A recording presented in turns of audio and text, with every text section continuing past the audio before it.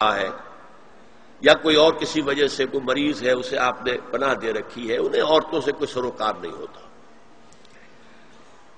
اب الطفل الذین لم یظہروا علی عورات النساء، یا وہ بچے کہ جن پر ابھی عورتوں کے پوشیدہ حالات واضح ہی نہیں ہے، پتہ ہی نہیں ہے انہیں، ابھی انہیں جنس کا کوئی احساس ہی نہیں ہے۔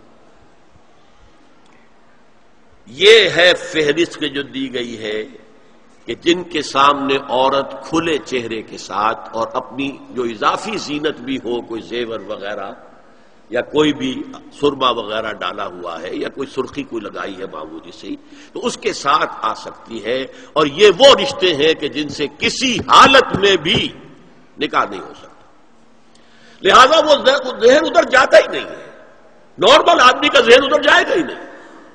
ہم رہ رہے ہیں کہ اب نارمل فضا کے اندر، جس کو میں نے کہا انسیسٹ بڑھتا جا رہا ہے، اس کی مثالیں ہمارے معاشرے کے اندر اب بڑھتی چلی جا رہی ہیں، اور ویسٹ میں تو یہ سب سے بڑا مرض بن گیا ہے، اور دماغی امراض کا سب سے بڑا سبب، کئی سائیکیٹرسٹ نے مجھے بتایا کہ سب سے بڑا سبب جو ہے وہ انسیسٹ ہے۔ آگے سنیے، وَلَا يَضْرِبْنَ بِأَرْجُلِهِنَّ لِيُعْلَمَ مَا يُخْفِينَ مِنْ زِينَتِهِنَّ، اور چلتے ہوئے اپنے پاؤں زور سے نہ مارے کہ ان کی زینت ظاہر ہو جائے۔ اگر کوئی پازیب پہنی ہوئی ہے، کوئی جھنجھنو وغیرہ ہے، تو اب اگر پاؤں مار کر چلے گی تو خام خواہ ذہن جائے گا بیٹھے ہوئے کا کہ کوئی خاتون جا رہی ہے، پلٹیں گے، دیکھیں گے، نگاہ دیکھیں گے۔ یہاں تک اس کے علاوہ یہ بھی ہے، تعطر کے بارے میں فرمایا ہے کہ اگر عطر لگا کر کوئی عورت گھر سے نکلی ہے، اذا استعارت المرأة فمرت على القوم ليجدوا ريحها فهي كذا وكذا قال قولا شديدا۔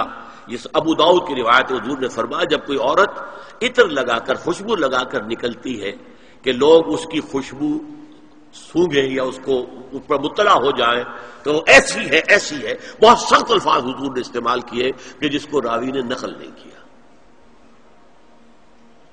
عورت کے لیے خوشبو، عورت کی آواز کا پردہ ہے۔ اب دیکھیے کس حد تک نماز میں اس وقت عورتیں بھی شریک ہوتی تھیں، اگرچہ حضور نے فرمایا مردوں کی صف بہترین سب سے آگے والی ہے اور سب سے بری صف سب سے پیچھے ہے، کیونکہ اس کے پیچھے پھر عورتوں کی صف ہوتی تھی، اور عورتوں کے لیے سب سے اچھی صف سب سے پچھلی والی ہے اور سب سے بری سب سے آگے والی ہے۔ سب سے آگے والوں کے سامنے پھر مرد ہوتے تھے، ان کی پشت ہوتی تھی۔ تو اسی طریقے سے اگر غلطی کی ہے تو مرد جو ہے کہے گا سبحان اللہ، امام سے غلطی ہو گئی ہے، مرد کیا کہے گا؟ سبحان اللہ۔ عورت کیا کرے گی؟ اپنے ایک ہاتھ کے پشت پر اپنا ہاتھ مارے گی، اپنی آواز نہیں نکالنی، آواز کا پردہ۔ چھونے کا پردہ یہاں تک ہے کہ حضور نے کبھی کسی عورت سے ہاتھ نہیں ملایا، اور آپ جب بیعت بھی لیتے تھے تو بس زبانی الفاظ کہلوائے اور کہا ٹھیک ہے بیعت ہو گئی، یا ایک کپڑا پکڑا، اس کا ایک سرا اپنے ہاتھ میں، دوسرا سرا اس خاتون کے ہاتھ میں، یا ایک تشت کے اندر پانی بھرا، اس میں ایک طرف اس نے انگلیاں ڈال لی اور ایک طرف حضور کی انگلیاں۔ لیکن مسافر لا اسافر النساء، ایک دفعہ ہوا بھی کہ بعض خواتین نے جب بیعت کی ہے تو پھر انہوں نے ہاتھ آگے بڑھایا مسافر کے لیے، حضور نے فرمایا انی لا اسافر النساء، میں عورتوں سے مسافرہ نہیں کرتا۔ تو اب دیکھیے اصل مسئلہ کیا ہوا، اسلام میں پردے کتنے ہوئے؟ پہلا پردہ 4 دیواری، گھروں میں رہو، یہ پہلا پردہ ہے۔ جیسے ڈیفنس لائنز ہوتی ہے نا فوج کی، یہ فرسٹ ڈیفنس لائن، سیکنڈ ہے، تھرڈ ہے، پہلی کو عبور کر کے کوئی آ جائے تو سیکنڈ ہے، سیکنڈ سے گزرے تو تیسری پہ ہے۔ پہلا پردہ 4 دیواری، اس میں محرم آئے گا۔ اب دیکھیے اسی پر ہماری تہذیب استوار ہوئی، اسی پر ہمارا آرکیٹیکچر بنا، گھر ایسے بنے کہ مردانہ علیحدہ، زنانہ علیحدہ، چھوٹا آدمی ہے تب بھی بیٹھک علیحدہ، بیٹھک باہر سے کھلے گی اور پھر ڈیوڑی سے ہو کر پھر گھر کے اندر جائیں گے، مرد آئیں گے تو یہاں بیٹھیں گے، اندر نہیں جائیں گے، اندر تو صرف وہی جائیں گے جو محرم ہے، ابدی محرم۔ دوسرا پردہ ستر، گھر کے اندر جو محرم آ گئے ہیں ان کے سامنے چہرہ تو کھلے گا، باقی جسم کا کوئی حصہ بھائی بہن کا نہیں دیکھ سکتا، اور باپ بیٹی کا نہیں دیکھ سکتا، بیٹا ماں کا نہیں دیکھ سکتا. یہ ستر عورت پوری کی پوری عورت ہے. عورت کہتی ہے چھپانے کی چیز کو. عورات النساء، عورتوں کی چھپی ہوئی چیزیں جن پر ظاہر نہیں ہوئی. لم یظہروا علی عورات النساء، ابھی تک ہم نے لفظ پڑھا ہے. ابھی تیسرا پردہ ہے چہرے کا پردہ.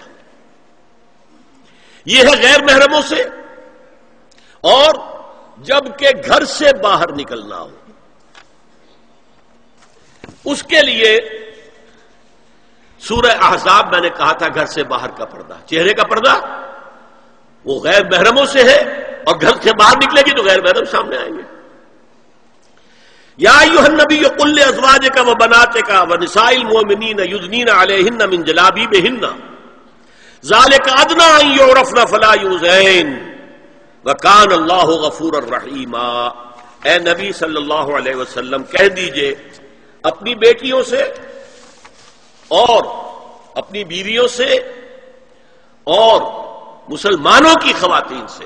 اب دیکھیے یہ سورہ احزاب ہی میں ہو رہا ہے. شروع میں یا نساء نبی سے بات چلی، استیزان بھی صرف نبی کے گھر میں داخل نہ ہو اذن کے بغیر. آگے چل کر سورہ احزاب ہی میں عام بھی کر دیا. قل لازواجک وبناتک ونساء المؤمنین، کہہ دیجئے اپنی بیویوں سے، اپنی بیٹیوں سے اور اہل ایمان کی خواتین سے، یدنین علیہن من جلابیبہن، کہ وہ اپنے چہروں کے اوپر اپنی جلباب کو لٹکا لیا کرے، چہرہ چھپ جائے. اب اس کی تفسیر میں چاہتا ہوں کہ آپ کو جو مختلف مفسرین نے کی ہے وہ آپ کے سامنے میں رکھوں. حضرت عبداللہ ابن عباس نے اس آیت کی جو وضاحت فرمائی ہے اسے حافظ ابن کثیر نے اپنی تفسیر میں اس طرح نقل کیا ہے. اللہ نے مسلمان عورتوں کو حکم دیا ہے کہ جب وہ کسی کام کے لیے گھروں سے نکلیں تو اپنی چادروں کے پلو اوپر سے ڈال کر اپنا منہ چھپا لیں اور صرف ایک آنکھ کھلی رکھیں.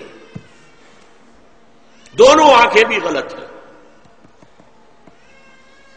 ہمارے ہاں برقع کیوں بنا تھا؟ دیکھیے چادر میں عورت لپٹی ہوگی، اس کا ہاتھ جو ہے اس چادر کو سنبھالنے میں آکوپائی ہو جائے گا. کسی بچے کو ڈاکٹر کے ہاں لے کے جانا ہے، ایک گود میں بچے کو لینا ہے، ایک گود کے اندر جو ہے ایک ہاتھ میں کوئی بوتل لینی ہے دوا کے لیے، تو کیسے کرے گی؟ برقع ضرورت کی ایجاد ہے جو ہوا ہے. اور اس کے آگے آپ کو معلوم ہے پچھلے برقعوں میں جالیاں لگی ہوتی تھی کہ نگاہوں سے بھی براہ راست سامنا نہ ہو. اس اعتبار سے وہ جالی ہوتی تھی. اور اب بھی ضرورت اس بات کی ہے. ایک آنکھ، اور یہ میں نے اپنی آنکھوں سے دیکھا، انقلاب ایران کے بعد جو حاجی آئے ایران سے، ان کو جو میں نے دیکھا ہے اس طرح چادر میں ملبوس عورتیں ہوتی تھی، لمبی سی چادر، ایک ہاتھ سے اس کو اس طرح پکڑا ہوا ہے اور صرف ایک آنکھ کھلی ہے دوسری نہیں. اور سن لیجئے ابن جریر اور ابن منذر کی روایت ہے کہ محمد بن سیرین، یہ ایک تابعی ہیں، نے حضرت عبیدہ السلمانی، یہ صحابی ہیں، سے اس آیت کا مطلب پوچھا. انہوں نے جواب میں کچھ کہنے کی بجائے اپنی چادر کو اس طرح اوڑھا کہ پورا سر اور پیشانی اور پورا منہ ڈھانک کر صرف ایک آنکھ کھلی رکھی.